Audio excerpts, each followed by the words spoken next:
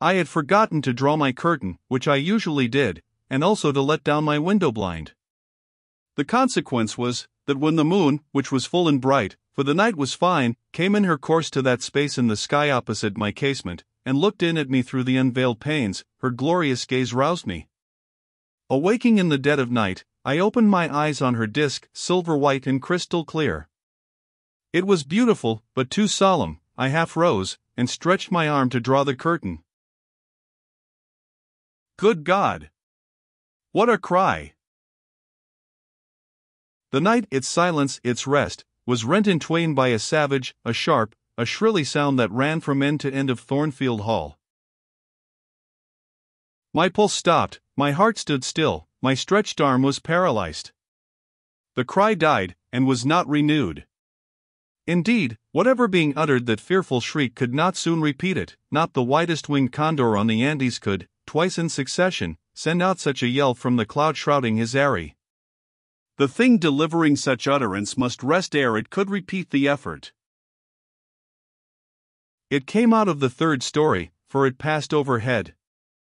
And overhead, yes, in the room just above my chamber ceiling, I now heard a struggle, a deadly one it seemed from the noise, and a half-smothered voice shouted, "Help! Help! Help!" 3 times rapidly. "Will no one come?" it cried, and then, while the staggering and stamping went on wildly, I distinguished through plank and plaster, "Rochester! Rochester! For God's sake, come!" A chamber door opened, some one ran, or rushed, along the gallery. Another step stamped on the flooring above and something fell, and there was silence. I had put on some clothes, though horror shook all my limbs. I issued from my apartment. The sleepers were all aroused, ejaculations, terrified murmurs sounded in every room, door after door unclosed, one looked out and another looked out, the gallery filled. Gentlemen and ladies alike had quitted their beds, and oh! What is it? Who is hurt? What has happened? Fetch a light. Is it fire? Are there robbers? Where shall we run? Was demanded confusedly on all hands. But for the moonlight they would have been in complete darkness.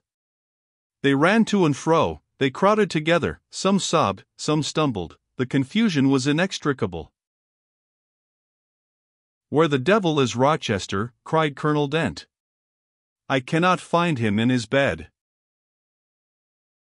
"Here! Here!" was shouted in return. "Be composed, all of you, I'm coming." And the door at the end of the gallery opened, and Mr. Rochester advanced with a candle. He had just descended from the upper story. One of the ladies ran to him directly. She seized his arm. It was Miss Ingram. "What awful event has taken place?" said she. "Speak! Let us know the worst at once."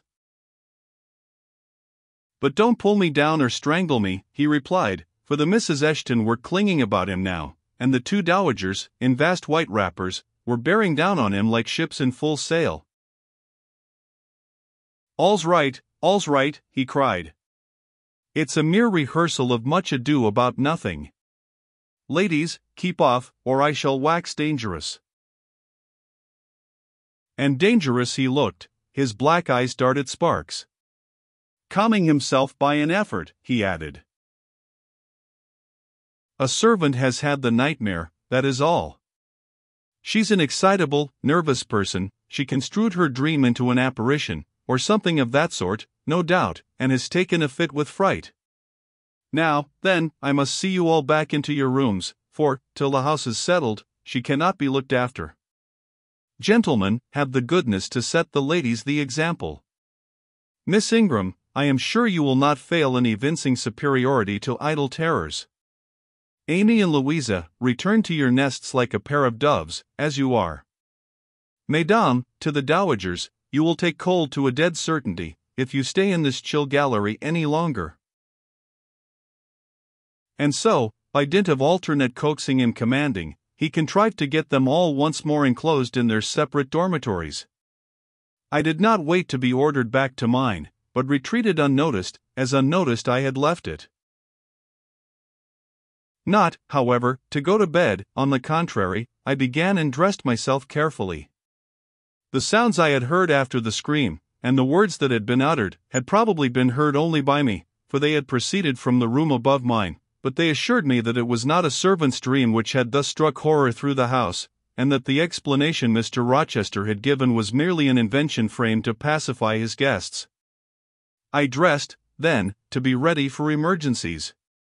When dressed, I sat a long time by the window looking out over the silent grounds and silvered fields and waiting for I knew not what. It seemed to me that some event must follow the strange cry, struggle, and call. No, stillness returned, each murmur and movement ceased gradually, and in about an hour Thornfield Hall was again as hushed as a desert. It seemed that sleep and night had resumed their empire. Meantime the moon declined, she was about to set. Not liking to sit in the cold and darkness, I thought I would lie down on my bed, dressed as I was. I left the window, and moved with little noise across the carpet. As I stooped to take off my shoes, a cautious hand tapped low at the door. "Am I wanted?" I asked. "Are you up?" asked the voice I expected to hear, viz., my master's. "Yes, sir." "And dressed?" "Yes." "Come out, then, quietly." I obeyed. Mr. Rochester stood in the gallery holding a light. "I want you," he said. "Come this way, take your time, and make no noise." My slippers were thin, I could walk the matted floor as softly as a cat. He glided up the gallery and up the stairs, and stopped in the dark, low corridor of the fateful third story. I had followed and stood at his side. "Have you a sponge in your room?" he asked in a whisper. "Yes, sir." "Have you any salts, volatile salts?" "Yes." "Go back and fetch both." I returned, sought the sponge on the washstand, the salts in my drawer, and once more retraced my steps. He still waited. He held a key in his hand. Approaching one of the small, black doors, he put it in the lock. He paused, and addressed me again. "You don't turn sick at the sight of blood?" "I think I shall not. I have never been tried yet." I felt a thrill while I answered him, but no coldness, and no faintness. "Just give me your hand," he said. "It will not do to risk a fainting fit." I put my fingers into his. "Warm and steady," was his remark. He turned the key and opened the door. I saw a room I remembered to have seen before. The day Mrs. Fairfax showed me over the house. It was hung with tapestry, but the tapestry was now looped up in one part, and there was a door apparent, which had then been concealed. This door was open. A light shone out of the room within. I heard thence a snarling, snatching sound, almost like a dog quarreling. Mr. Rochester, putting down his candle, said to me, "Wait a minute," and he went forward to the inner apartment. A shout of laughter greeted his entrance, noisy at first, and terminating in Grace Poole's own goblin ha! Ha! She then was there. He made some sort of arrangement without speaking, though I heard a low voice address him. He came out and closed the door behind him. "Here, Jane," he said, and I walked round to the other side of a large bed, which with its drawn curtains concealed a considerable portion of the chamber. An easy chair was near the bedhead. A man sat in it, dressed with the exception of his coat. He was still, his head leant back, his eyes were closed. Mr. Rochester held the candle over him. I recognized in his pale and seemingly lifeless face the stranger, Mason. I saw too that his linen on one side, and one arm, was almost soaked in blood. "Hold the candle," said Mr. Rochester, and I took it. He fetched a basin of water from the washstand. "Hold that," said he. I obeyed. He took the sponge, dipped it in, and moistened the corpse-like face. he asked for my smelling bottle, and applied it to the nostrils. Mr. Mason shortly unclosed his eyes. He groaned. Mr. Rochester opened the shirt of the wounded man, whose arm and shoulder were bandaged. He sponged away blood, trickling fast down.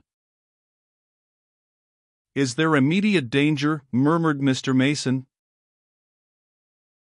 "Pooh. No, a mere scratch. Don't be so overcome, man, bear up.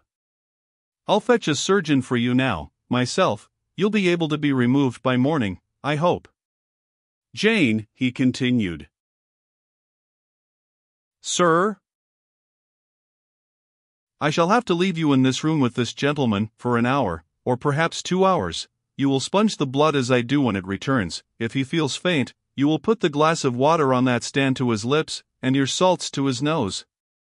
You will not speak to him on any pretext, and Richard, it will be at the peril of your life if you speak to her. Open your lips, agitate yourself, and I'll not answer for the consequences." Again the poor man groaned. He looked as if he dared not move. The fear, either of death or of something else, appeared almost to paralyze him. Mr. Rochester put the now bloody sponge into my hand, and I proceeded to use it as he had done. He watched me a second, then saying, "Remember, no conversation," he left the room. I experienced a strange feeling as the key grated in the lock, and the sound of his retreating step ceased to be heard. Here then I was in the 3rd story, fastened into one of its mystic cells, night around me, a pale and bloody spectacle under my eyes and hands, a murderess hardly separated from me by a single door. Yes, that was appalling, the rest I could bear, but I shuddered at the thought of Gracepool bursting out upon me. I must keep to my post, however. I must watch this ghastly countenance, these blue, still lips forbidden to unclose, these eyes now shut, now opening, now wandering through the room, now fixing on me, and ever glazed with the dullness of horror. I must dip my hand again and again in the basin of blood and water, and wipe away the trickling gore. I must see the light of the unsnuffed candle wane on my employment, the shadows darken on the wrought, antique tapestry round me, and grow black under the hangings of the vast old bed, and quiver strangely over the doors of a great cabinet opposite, whose front, divided into 12 panels, bore, in grim design, the heads of the 12 apostles, each enclosed in its separate panel as in a frame, while above them at the top rose an ebon crucifix and a dying Christ. According as the shifting obscurity and flickering gleam hovered here or glanced there, it was now the bearded physician, Luke, that bent his brow, now St. John's long hair that waved, and anon the devilish face of Judas, that grew out of the panel, and seemed gathering life and threatening a revelation of the arch-traitor, of Satan himself in his subordinate's form. Amidst all this, I had to listen as well as watch, to listen for the movements of the wild beast or the fiend in yonder side den. But since Mr. Rochester's visit it seemed spellbound. All the night I heard but 3 sounds at 3 long intervals, a step creak, a momentary renewal of the snarling, canine noise, and a deep human groan. Then my own thoughts worried me. What crime was this, that lived incarnate in this sequestered mansion, and could neither be expelled nor subdued by the owner? What mystery, that broke out now in fire and now in blood, at the deadest hours of night? What creature was it, that, masked in an ordinary woman's face and shape, uttered the voice, now of a mocking demon, and anon of a carrion-seeking bird of prey? And this man I bent over, this commonplace, quiet stranger, how had he become involved in the web of horror? And why had the fury flown at him? What made him seek this quarter of the house at an untimely season, when he should have been asleep in bed? I had heard Mr. Rochester assign him an apartment below. What brought him here? And why, now, was he so tame under the violence or treachery done him? Why did he so quietly submit to the concealment Mr. Rochester enforced? Why did Mr. Rochester enforce this concealment? His guest had been outraged, his own life on a former occasion had been hideously plotted against, and both attempts he smothered in secrecy and sank in oblivion. Lastly, I saw Mr. Mason was submissive to Mr. Rochester, that the impetuous will of the latter held complete sway over the inertness of the former. The few words which had passed between them assured me of this.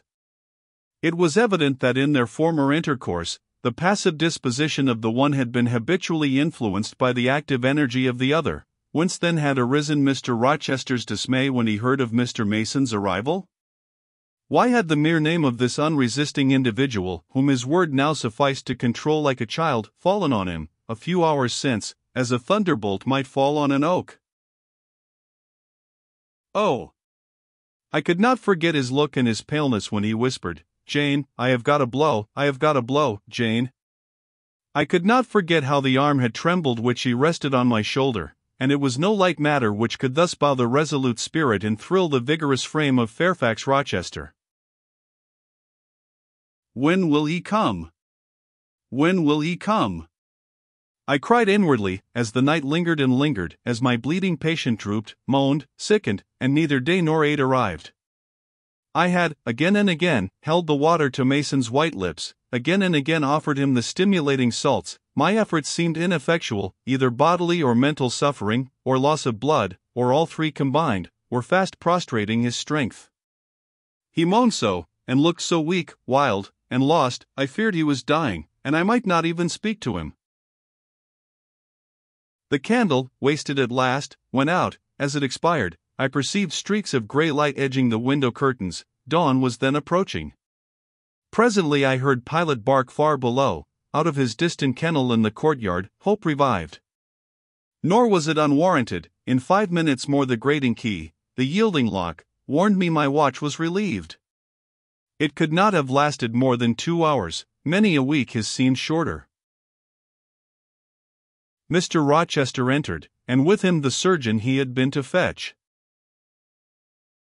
"Now, Carter, be on the alert," he said to this last. "I give you but half an hour for dressing the wound, fastening the bandages, getting the patient downstairs and all." "But is he fit to move, sir?" "No doubt of it, it is nothing serious. He is nervous, his spirits must be kept up. Come, set to work." Mr. Rochester drew back the thick curtain, drew up the Holland blind, let in all the daylight he could, and I was surprised and cheered to see how far dawn was advanced, what rosy streaks were beginning to brighten the east. Then he approached Mason, whom the surgeon was already handling. "Now, my good fellow, how are you?" he asked. "She's done for me, I fear," was the faint reply. "Not a whit. Courage. This day fortnight you'll hardly be a pin the worse of it. You've lost a little blood, that's all. Carter, assure him there's no danger." "I can do that conscientiously," said Carter, who had now undone the bandages. "Only I wish I could have got here sooner. He would not have bled so much. But how is this? The flesh on the shoulder is torn as well as cut. This wound was not done with a knife. There have been teeth here." "She bit me," he murmured. "She worried me like a tigress, when Rochester got the knife from her." "You should not have yielded, you should have grappled with her at once," said Mr. Rochester. "But under such circumstances, what could one do?" returned Mason. "Oh, it was frightful," he added, shuddering. "And I did not expect it, she looked so quiet at first." "I warned you," was his friend's answer. "I said, be on your guard when you go near her. Besides, you might have waited till tomorrow, and had me with you. It was mere folly to attempt the interview tonight, and alone. I thought I could have done some good." "You thought? You thought?" "Yes, it makes me impatient to hear you, but, however, you have suffered, and are likely to suffer enough for not taking my advice, so I'll say no more. Carter, hurry, hurry. The sun will soon rise, and I must have him off." "Directly, sir, the shoulder is just bandaged. I must look to this other wound in the arm. She has had her teeth here too, I think." "She sucked the blood, she said she'd drain my heart," said Mason. I saw Mr. Rochester shudder. A singularly marked expression of disgust, horror, hatred, warped his countenance almost to distortion, but he only said, "Come, be silent, Richard, and never mind her gibberish, don't repeat it." I wish I could forget it, was the answer. You will when you are out of the country. When you get back to Spanish Town, you may think of her as dead and buried, or rather, you need not think of her at all. Impossible to forget this night. It is not impossible. Have some energy, man. You thought you were as dead as a herring 2 hours since, and you are all alive and talking now. There, Carter is done with you, or nearly so. I'll make you decent in a trice. Jane, he turned to me for the first time since his re-entrance, take this key, go down into my bedroom, and walk straight forward into my dressing room, open the top drawer of the wardrobe and take out a clean shirt and neck handkerchief, bring them here, and be nimble. I went, sought the repository he had mentioned, found the articles named, and returned with them. Now, said he, go to the other side of the bed while I order his toilet, but don't leave the room, you may be wanted again. I retired as directed. Was anybody stirring below when you went down, Jane? Inquired Mr. Rochester presently. No, sir, all was very still. We shall get you off cannily, Dick, and it will be better, both for your sake, and for that of the poor creature in yonder. I have striven long to avoid exposure, and I should not like it to come at last. Here, Carter, help him on with his waistcoat. Where did you leave your furred cloak? You can't travel a mile without that, I know, in this damned cold climate. In your room, Jane, run down to Mr. Mason's room, the one next mine, and fetch a cloak you will see there. Again I ran, and again returned, bearing an immense mantle lined and edged with fur.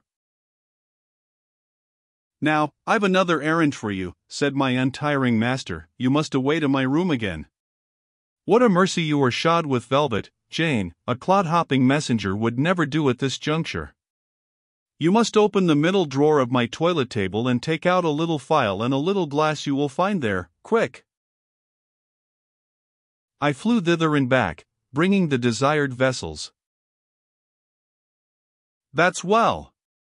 Now, doctor, I shall take the liberty of administering a dose myself, on my own responsibility. I got this cordial at Rome, of an Italian charlatan, a fellow you would have kicked, Carter. It is not a thing to be used indiscriminately, but it is good upon occasion, as now, for instance. Jane, a little water. He held out the tiny glass, and I half filled it from the water bottle on the washstand. That will do, now wet the lip of the phial. I did so. He measured 12 drops of a crimson liquid, and presented it to Mason. Drink, Richard, it will give you the heart you lack, for an hour or so. But will it hurt me? Is it inflammatory? Drink! Drink! Drink! Mr. Mason obeyed, because it was evidently useless to resist. He was dressed now, he still looked pale, but he was no longer gory and sullied. Mr. Rochester let him sit 3 minutes after he had swallowed the liquid, he then took his arm. Now I am sure you can get on your feet, he said, try. The patient rose. Carter, take him under the other shoulder. Be of good cheer, Richard, step out, that's it.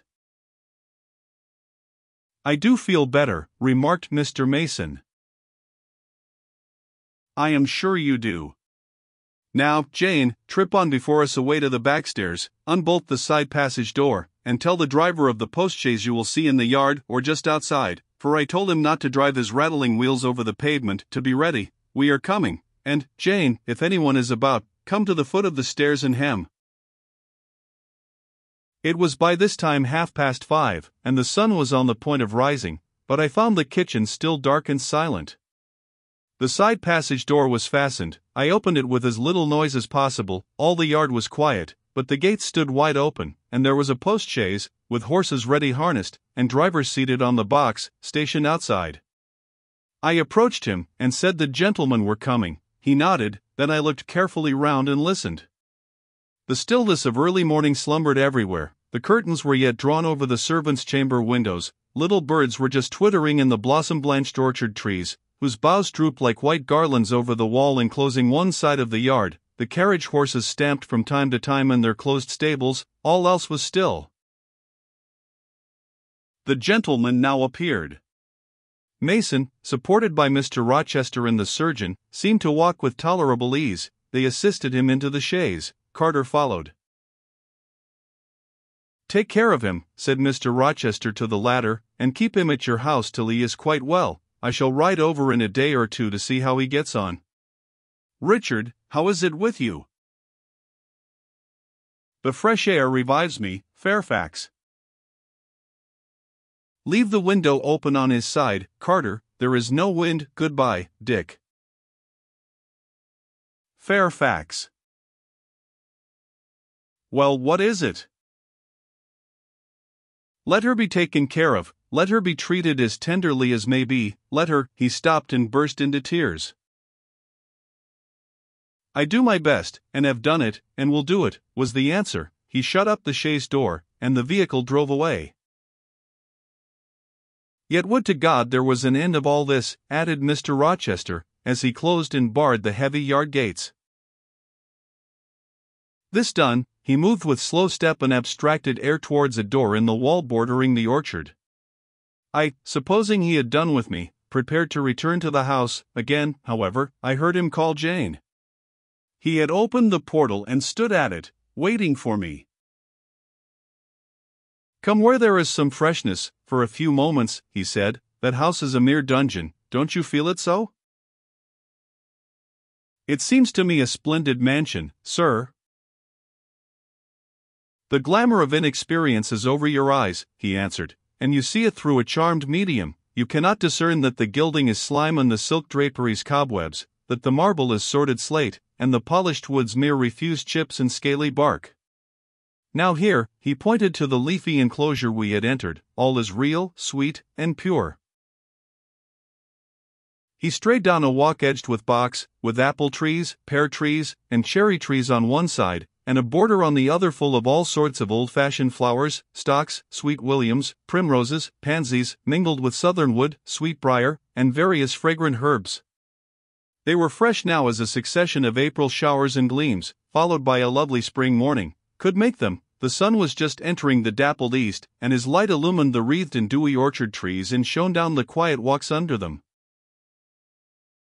"Jane, will you have a flower?" He gathered a half-blown rose, the first on the bush, and offered it to me. "Thank you, sir." "Do you like this sunrise, Jane?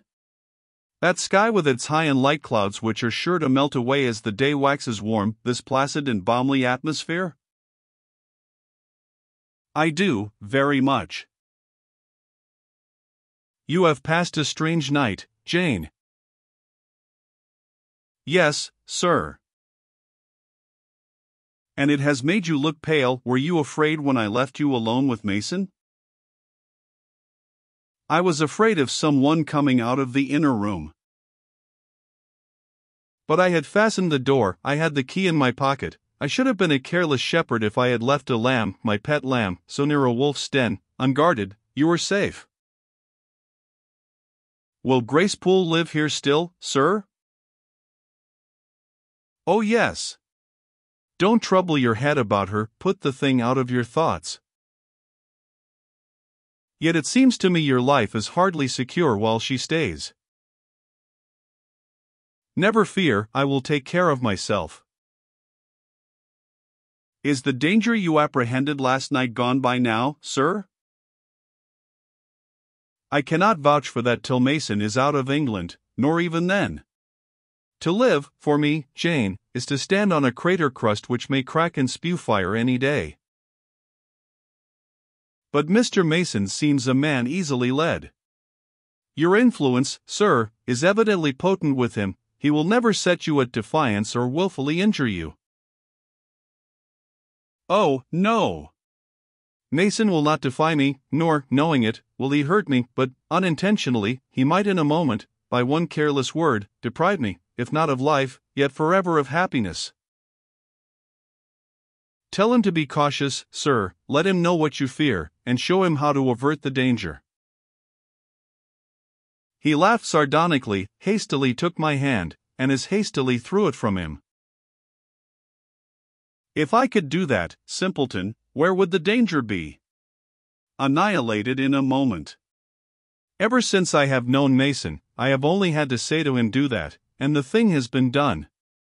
But I cannot give him orders in this case. I cannot say beware of harming me, Richard, for it is imperative that I should keep him ignorant that harm to me is possible. Now you look puzzled, and I will puzzle you further. You are my little friend, are you not? I like to serve you, sir, and to obey you in all that is right. Precisely, I see you do. I see genuine contentment in your gait and mien, your eye and face, when you are helping me and pleasing me, working for me, and with me, in, as you characteristically say, all that is right, for if I bid you do what you thought wrong, there would be no light-footed running, no neat-handed alacrity, no lively glance and animated complexion. My friend would then turn to me, quiet and pale, and would say, "No, sir, that is impossible, I cannot do it, because it is wrong," and would become immutable as a fixed star. Well, you too have power over me, and may injure me, yet I dare not show you where I am vulnerable, lest, faithful and friendly as you are, you should transfix me at once.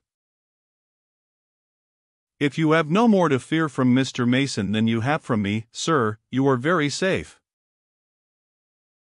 God grant it may be so. Here, Jane, is an arbor, sit down. The arbor was an arch in the wall, lined with ivy. It contained a rustic seat. Mr. Rochester took it, leaving room, however, for me, but I stood before him.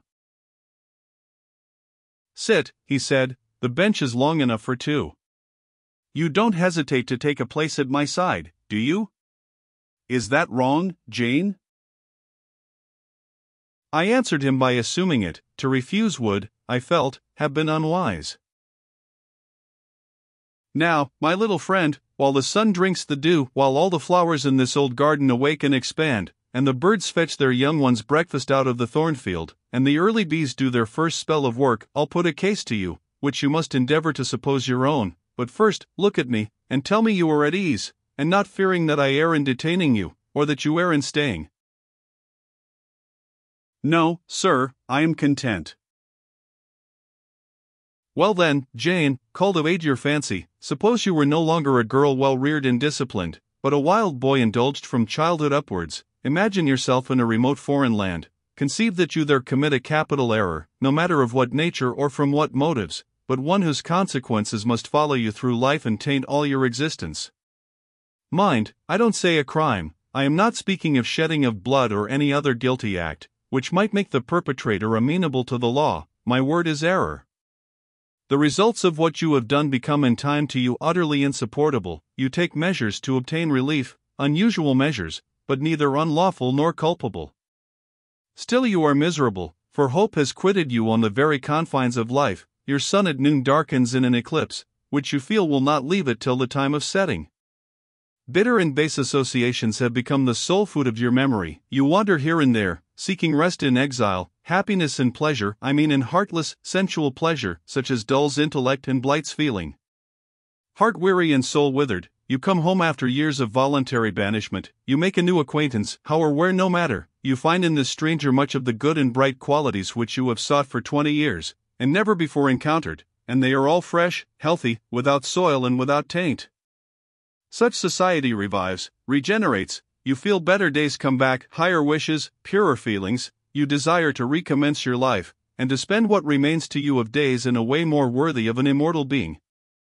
To attain this end, are you justified in overleaping an obstacle of custom, a mere conventional impediment which neither your conscience sanctifies nor your judgment approves?" He paused for an answer, and what was I to say? Oh, for some good spirit to suggest a judicious and satisfactory response. Vain aspiration.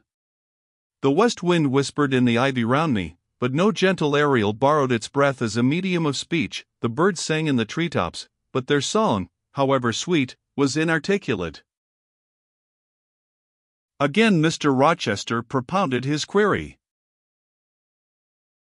Is the wandering and sinful, but now rest-seeking and repentant, man justified in daring the world's opinion, in order to attach to him forever this gentle, gracious, genial stranger, thereby securing his own peace of mind and regeneration of life?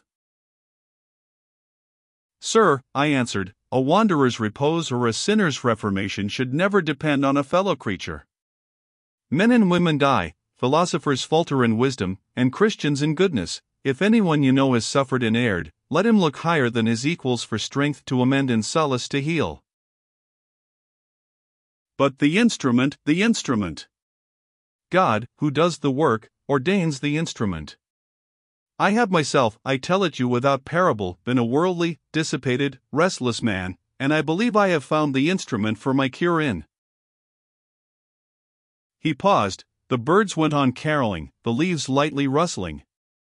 I almost wondered they did not check their songs and whispers to catch the suspended revelation, but they would have had to wait many minutes, so long was the silence protracted.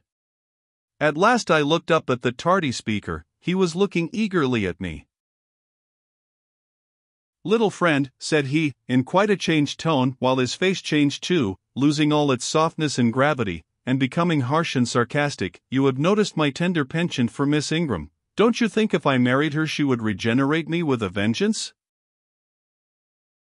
He got up instantly, went quite to the other end of the walk, and when he came back he was humming a tune. Jane, said he, stopping before me, you are quite pale with your vigils. Don't you curse me for disturbing your rest?